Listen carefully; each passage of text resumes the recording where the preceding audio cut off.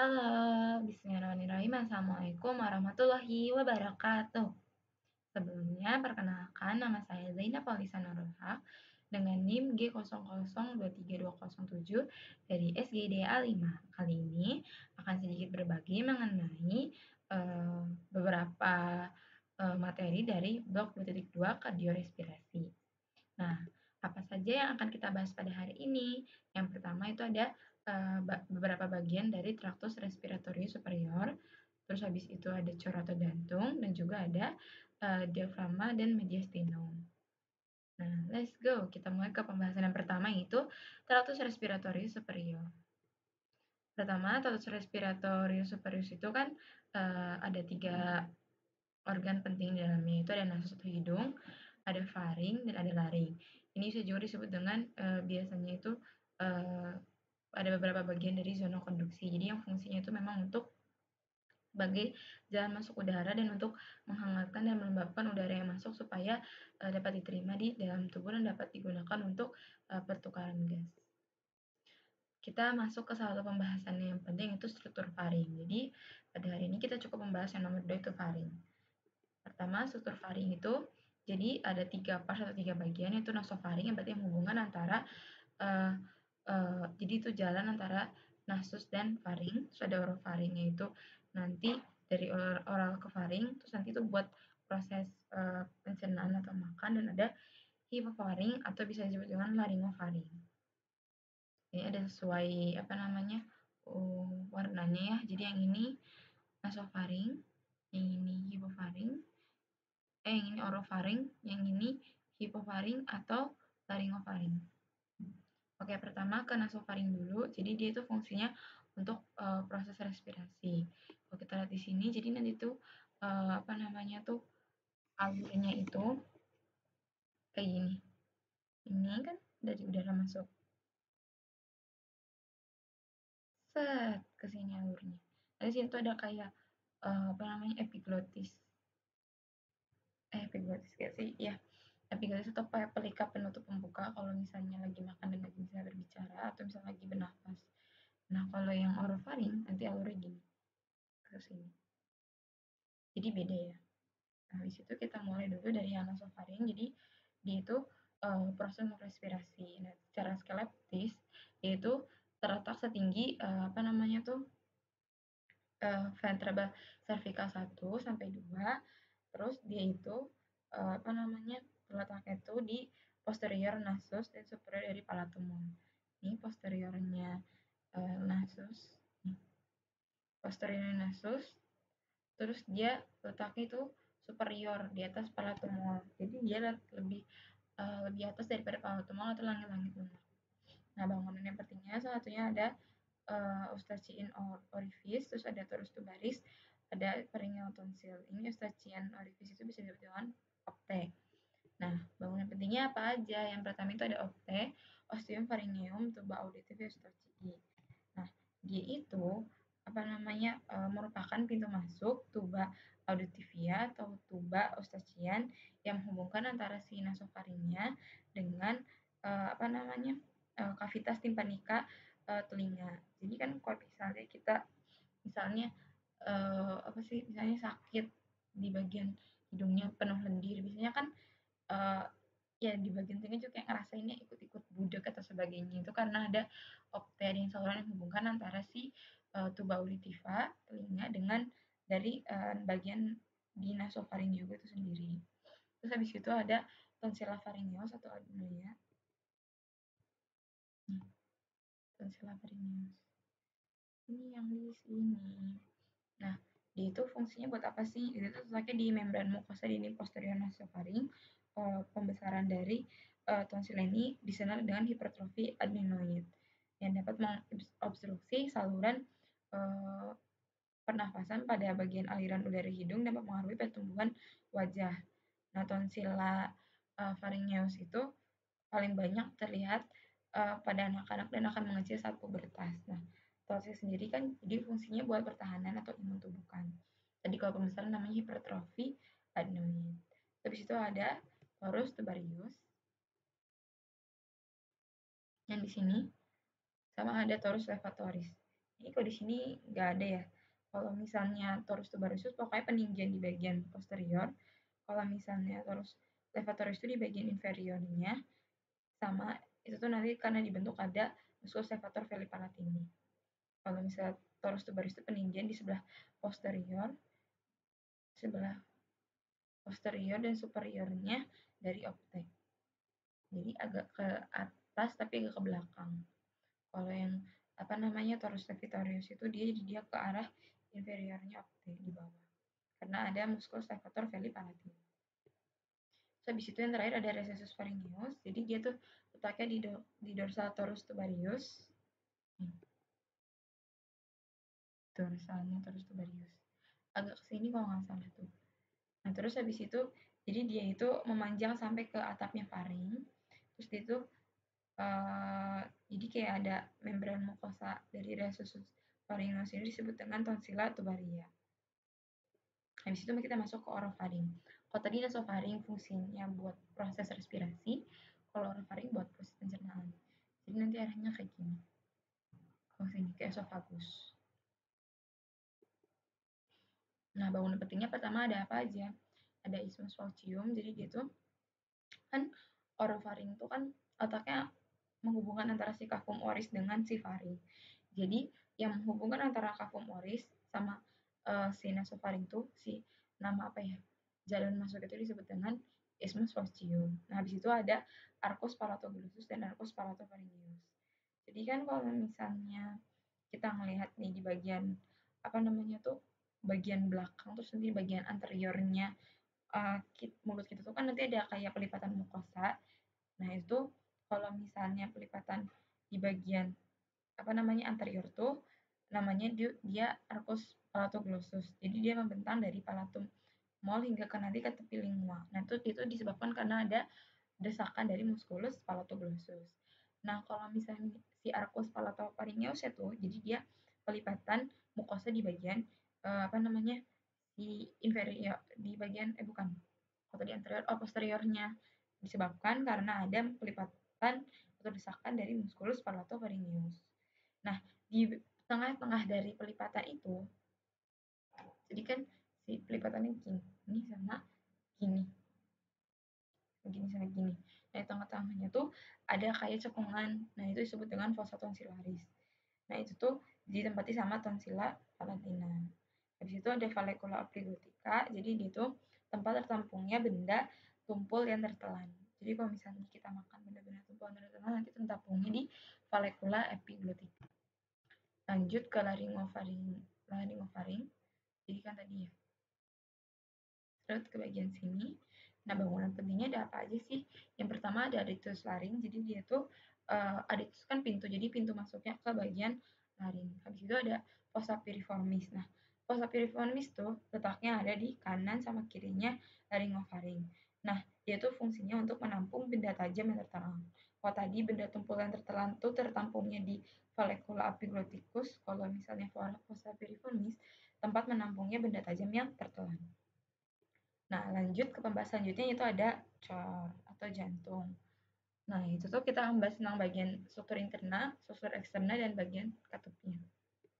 Nah, kita mau ada struktur interna dulu. Jadi yang pertama itu ada atrium dexter.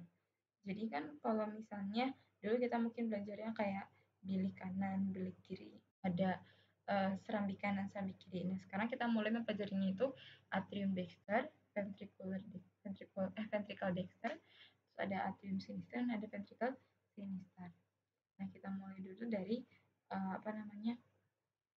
atrium dexter. Nah, jadi atrium dexter itu letaknya kan berarti di bagian atas nih, bagian sini kan. Atrium dexter itu. Nah, atrium dexter tuh jadi dia kalau bagian halusnya namanya sinus venarum cavarum. Kalau bagian kasarnya namanya musculus pectinati. Nah, habis itu tuh ada di auricula dexter. Musculus pectinati. Ini kan jadi kayak ada kayak ada daging atau di bagian atas itu kayak ada struktur sendiri itu namanya auricula dexter. Nah, si musculus pectinati itu di dalamnya si auricula dexter. Nah, habis itu bagian halus sama bagian halus yang sinus venarum cavarum sama bagian kasarnya musculus pectinati nanti dipisahkan sama kalau dari dalam itu sama crista terminalis, kalau misalnya di luar sama sulcus terminalis. Terus habis itu ada juga fossa ovalis sama limbus ovalis. Jadi dia tuh kalau misalnya waktu masih janin tuh namanya foramen oval. Ini ada di bagian ini ada di bagian septum interarterial. Nah, habis itu nanti dia waktu udah jadi janin itu menutup jadi fossa ovalis dan limbus fossa ovalis. Nih, limbusnya ini bagiannya agak tingginya dan agak tebalnya. Fossa ovalis lubangnya. Lanjut ke ventricle dexter. Ini kalau tadi ini bagian atrium, ini bagian ventricle dexter. Oh iya, habis itu sebelumnya di atrium dexter itu dia ada nodus SA dan nodus AF. Jadi dia itu buat sistem konduksi jantung untuk kelistrikan jantung. Habis itu kita masuk ke ventricle dexter. Jadi ada tersusun dari ruangan Kasan. Jadi ada ruangan tersusun secara kasar yang disebut sama trabecula carneae. Terus tiga jenis trabecula carneae itu nanti jadi ada musculus papillaris, jadi dia chorda tendinae, terus ada trabecula septomarginalis yang ada nanti dia bundle of His, jadi dia lanjutan dari nodus AF yang sistem konduksi jantung juga. Terus sama ada rigi biasa yang menonjol di bagian dalam. Kalau di bagian sini nih, ini chorda tendinae, musculus papillaris. Jadi dia tuh buat menahan dan menguatkan katup kalau saat membuka dan menutup. Saat membuka berarti biar tertarik, biar nanti aliran darahnya masuk. Saat menutup, jadi dia menahan dari si aliran yang tidak dapat membuka katup. Kita masuk ke atrium sinister. Jadi kalau di misalnya atrium sinister tuh ada yang namanya itu sinus venarum cavarum. Mana ya? Sinus venarum. Terus habis itu ada auricula sinistra juga di sini tuh kayak tadi di atrium dexter. Habis itu ada fossa ovalis dan valvula foraminis oval. Nah, habis itu atrium sinistra itu nanti dimulai oleh 4 hal. Pertama, dua buah vena pulmonaris dexter. Satu buah vena pulmonaris sinister superior. Habis itu sama satu buah vena pulmonaris yang inferior. Lanjut ke ventricle kiri atau ventricle sinister. Nah, jadi dia itu bangunan khasnya itu ada di pembentuk apex cordis. Habis itu jadi dia tuh kalau misalnya kita pengen cari apex jantung di mana, cari ventricle sinisternya. Jadi dia tuh letaknya kalau apex justru di bagian bawah agak posterior. Terus miokardnya bakal lebih tebal dibandingkan yang lainnya karena dia ada fungsi untuk memompa aliran darah ke seluruh tubuh. Terus di sana dia ada ostium aorta yang menghubungkan dengan aorta, sama ada musculus papillaris chorda tendinae yang tadi buat menahan si katupnya. Terus kalau misalnya di bagian ventricle tuh ada tricuspid sama bicuspid katup atau katup mitral katup apa ya namanya? Satu lagi namanya katup tuh apa ya namanya katup apa ya? Katup mitralis sama katup tricuspidalis. Nah, si mitralis itu nama lainnya si bicuspidalis. Kan nanti ada struktur lebih jelas. Jadi untuk struktur eksternal tuh jadi kayak dia sebagai rangkanya jantung supaya jantungnya nggak kolaps, terus dia dapat berdiri tegak dan tetap di pada tempatnya ketika saat memompa. Nah, jadi itu namanya tuh struktur yang kayak rangkanya jantung itu disebut dengan skeleton cordis. Ada annulus fibrosus, trigonum fibrosum, sama pars membranosae. Nah, ini namanya trigonum fibrosus yang bagian kiri, sinister ini yang trigonum fibrosus yang bagian kanan. Terus ini ada anuli fibrosi kayak dia cincin. Dia rangka yang membentuk si katupnya. Yang ini juga ini. Terus habis itu dia ada membrana septum. Terus ini ada katup valva atau katup itu valva. Ini valva tronci pulmoni. terus ini ada valva aorticus, yang ini ada valva valva yang mitralis gak sih? Valva mitralis ini yang valva yang tricuspidalis. Berarti ini juga yang bicuspidalis. Nah, habis itu fungsinya buat apa aja? Tadi ya sebagai rangka, pembentuk, terus dia mencegah jantung tuh kalau misalnya kontraksi tuh nggak apa ya? Kan kontraksi itu kan cepat kan duduk supaya nggak pindah-pindah ketika kontraksi itu ada yang menahan supaya tetap kontraksi pada tempatnya. Ini bagian anterior, ini bagian posterior. Ini berarti yang menghubungkan ke truncus pulmonalis, ini menghubungkan ke aorta. Ini berarti tempat masuknya nanti yang atrium dexter, ini yang bagian atrium sinister. Nah, habis itu kita masuk ke pembahasan selanjutnya, itu ada mediastinum dan diafragma. Nah, jadi mediastinum itu adalah sebuah tempat di antara paru-paru kanan sama paru-paru kiri, sama nanti ada diafragma yang bantu untuk pernapasan. Nah, pertama kita akan bahas tentang mediastinum dulu. Nah, jadi mediastinum itu terbagi jadi bagian superior sama bagian inferior. Nah, nanti inferior terbagi lagi jadi anterior, terus bagian media sama bagian posterior. Nah, kita mulai dulu dari mediastinum yang superior. Jadi kalau sebenarnya mediastinum dulu secara ini ya. Jadi dia itu kan kavitas torak, ruangan di dalam kavitas torak di antara dua kavitas pleura. Jadi kan pleura itu yang melapisi si paru-paru. Jadi di antara kavitas pleura itu ada mediastinum. Nah, habis itu jadi dia tuh dibagi sama sebuah garis hayal yang membentang dari bagian sini nih. Dari angulus ternalis ke bagian diskus intervertebralis VTH 4 atau 5. Nah, terus nanti dibagi dia jadi ada mediastinum superior sama mediastinum inferior. Inferior terbagi jadi anterior, media sama posterior. Nah, yang superior mediastinum itu jadi dia membentang dari apertura superior thorax sampai ke transversus thorax plane yang tadi di sini nih. Transversus thorax plane. Dari angulus ke diskus intervertebralis VTH 4 atau 5. Nah, dia itu nanti bakal dilewatin sama organ atau bangunan apa aja. Kita lihat aja dulu dari gambarnya. Yang pertama tuh kan nanti di sini kan berarti ada timus. Terus habis itu ada trakea, otomatis kan. Habis itu ada esofagus. Terus habis itu dia ada arcus aorta nih dan 3 percabangannya. Kita sambil bayangkan gitu ya. Terus berarti nanti dia ada nervus vagus. Terus berarti dia karena tadi ada aorta dan percabangannya, berarti venanya ada vena brachiocephalica, ada vena intercostalis, superior sinistra, sama ada vena cava superior. Habis itu nanti ada nervi-nervi kecil, pembuluh darah sama pembuluh limfa. Lanjut ke bagian mediastinum inferior, yang bagian sini, ini kan dia nggak ada organ apa-apa ya. Ini kan bagian anterior.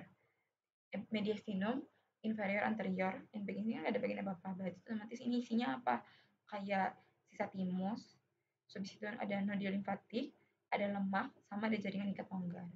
Habis itu ke yang bagian inferior, bagian media. Ini kita lihat di sini organnya ada apa? Ada cor, ada jantung. Berarti kalau ada jantung berarti ada perikardium. Terus habis itu berarti ada nervus yang buat ke jantung, ada nervus phrenicus. Terus habis itu juga ada pangkalnya aorta. Habis itu ada arteri vena pulmonalis, vena cava, sama ada bronki primary. Habis itu kita ke bagian yang posterior, mediastinum inferior dan posterior. Dalamnya ada apa aja? Kita lihat berarti kan dari ini kan lanjutannya dari superior ya. Berarti ada lanjutan esofagus, ada aorta thoracica, ada vena azygos sama hemiazygos, ada ductus thoracis, ada nervus vagus karena tadi nervus vagus tuh sifatnya mengelilingi atau kayak menjajahi tubuh. Ada truncus sympathicus sama nervus spongicus. Jadi kita bisa sambil membayangkan organ di dalamnya itu ada apa aja. Habis itu ke diafragma. Jadi ada pars muscularis yang ini sama ada centrum tendinium terbuat dari tendon. Nah, pertama kalau misalnya kita mau identifikasi diafragma tuh kita lihat bagian si apa namanya, anteriornya. Kalau bagian posteriornya tuh pasti ada crus dexter sama sinister kan. Ada otot-ototnya, ada serabut-serabut ototnya. Makanya berarti yang lebih bersih, jauh lebih bersih itu yang ini. Terus foramen cava morgagni itu bakal lebih apa ya namanya, anterior daripada bangunan lainnya. Makanya cara bedainnya kayak gitu. Nah, pertama dari pars muscularis sendiri. Jadi pars muscularis sendiri terbagi jadi apa namanya, ada bagian pars sternalis, berarti yang dekat sternum, terus ada pars costalis, sama pars lumbalis. Nah, habis itu kalau pars sternalis itu nanti dia bakal diautin sama trigonum sternocostal-Leri. Nanti dia si trigonum itu bakal diautin sama arteri, vena, epigastrika superior sama vasa lymphatica. Nah, si trigonum uh, trigonum sternocostal-Leri itu jadi dia tempat lemah atau locus minimalis resistensi atau tempat terjadinya hernia diafragma atau kayak kendornya sehingga nanti ada struktur yang keluar lewat tempat tersebut. Habis itu ada pars costalis yang di bagian sini. Itu bentuknya kubah pada diafragma, terus ada pars lumbalis di sini. Nah, dia tuh ada dua ligamentum, ada ligamentum arcuatum medial, dia penebalan fascia dari mucus major, sama ada penebalan dari fascia quadratus lumborum disebut dengan ligamentum arcuatum lateral. Nah, nanti si bagian pars lumbalis ini bakal kebagi jadi dua, jadi krura muskular, jadi crus dexter sama sinister. Nanti tuh di bagian tengahnya tuh ketemu jadi ligamentum arcuatum medianum. Itu nanti dekat sama hiatus aorticus. Nah, terus di bagian pars lumbalis juga ada bagian yang locus minoris descendency juga disebut dengan trigonum lombocostal budaleki. So, kita lanjut ke bagian centrum tendineumnya. Yang di bagian sini ada 4 bangunan penting. Yang pertama itu ada hiatus aorticus. Jadi dia setinggi VTH12, nanti bakal datin sama aorta, ductus thoracis, sama vena azygos dan hemiazygos. Di situ di sini ada esophagus, hiatus esophagus. Setinggi VTH10 bakal dilalui sama esophagus, nervus vagi, terus ada ramus esophagia, arteri gastrika yang sinistra. Di situ di sini ada foramen cava morgagni, setinggi VTH8, dia sama vena cava inferior, nervus phrenicus dexter, sama fossa lymphatica. Habis itu tadi ya di bagian agak sini tuh ada trigonum sternocostal-Leri, dia sama arteri epigastrika, arteri vena epigastrika superior dan fossa lymphatica, dan jadi tempat resistensi terjadinya hernia diafragma. Nah, mungkin itu saja dapat saya jelaskan mengenai beberapa hal. Itu tadi di tractus respiratorius yang superior itu ada faring, di bagian struktur internal eksternalnya. Habis itu di bagian diafragma yaitu pars muscularis dan centrum tendinium, dan ada mediastinum. Nah, semoga dapat bermanfaat dapat menjadi manfaat untuk teman-teman semua yang menonton. Kalau misalnya ada kesalahan, boleh banget dikoreksi di bagian kolom komentar buat kasih tahu aku tadi salahnya di mana. Nah, mungkin saja dapat aku jelaskan. Terima kasih sudah menonton. Wassalamualaikum warahmatullahi wabarakatuh. Terima kasih.